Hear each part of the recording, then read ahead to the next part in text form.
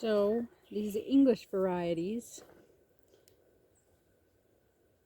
this is Hidcote, are kind of a challenge to harvest if you're interested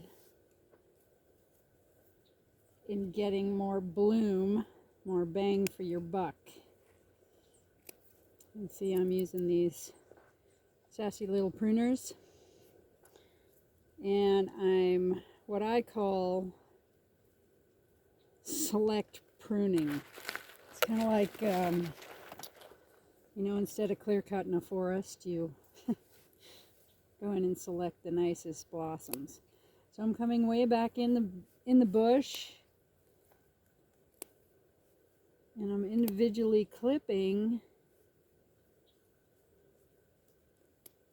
instead of using one big swather knife. I'm individually cutting stems. Sometimes I can get 3 in one sitting. I'm so excited. It's very tedious, and I think you can see what I'm doing in the video. Got nice light this morning. You can see there's 3 stems here. And why do this? Why go to this trouble? And even these I'm cutting, you can see this one would actually throw 2 more blooms if we get a nice long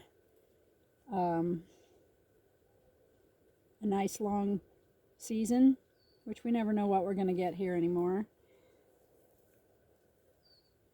But anything that's got a blossom on it, I'm cutting way back, right down to the nubbin. And why do I do this? Because you can see these have not been cut yet this year. And they're going to throw a blossom by the end of September. It happens every year when I think I'm done harvesting my meager 300 plants or so. Oh, they all come and bloom again. So I've just kind of gotten in that pattern that I get another small bloom. You can see it's not quite the full bush.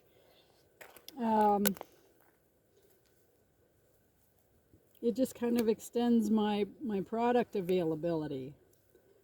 I might be able to supply the florists with a few fresh bouquets come September if there's any weddings, or sounds like we're doing funerals now.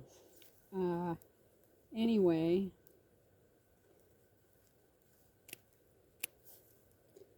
it's tedious, but in the long run you'll get another flush of bloom out of all of these that had you come in and cut them with a knife, you would have, removed all of this, like right down to the nubbin where I'm cutting these now. So it takes quite some time. Sometimes I can spend an hour on one shrub. And as you can see, yes, these are quite gone by. These blossoms here, you can see that color. That's what we're looking for when we're harvesting Hidcote. And all of these were that color. But what happens is my crop is predominantly Grosso. And when that comes on, that's demanding all of my attention. So I come back and I get these cut.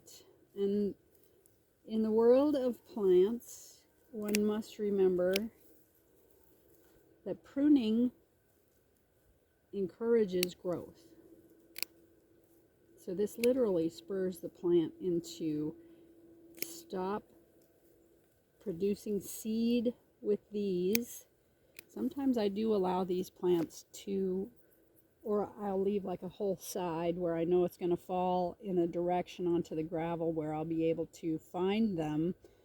I'll leave like a swath, say, of that much, just to go to seed, so I have babies in the spring. to sell at market. So that is a lesson in pruning some of the English varieties. Hidcote, Royal Velvet, even Sachet will bloom again.